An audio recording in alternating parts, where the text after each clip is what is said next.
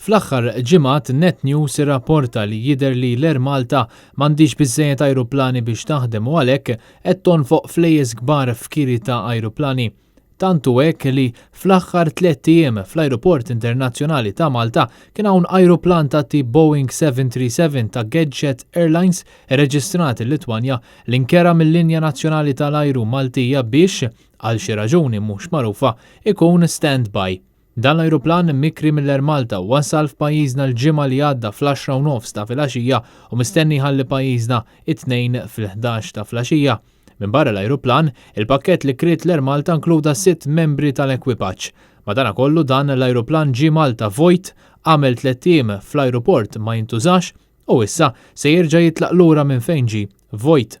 Dan ifisser li l-Air Malta nefqet il-mijiet tal-eluf biex kriet ajruplan u membri barranin tal-ekwipaġġ għal xejn, għax dawn spiċċaw qatta u vaganza f'Malta mħallsa mill-Linja Nazzjonali tal-Ajru.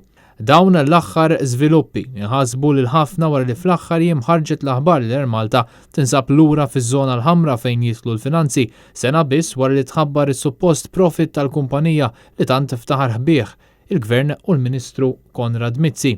Skont sors internazzjonali li janalizza l-industrija tal-avjazzjoni, il-mossa tal-Gvern li bla pjan daħħal rotot ġodda kellha impatt finanzjarju negattiv fuq il-Linja Nazzjonali tal-Ajru.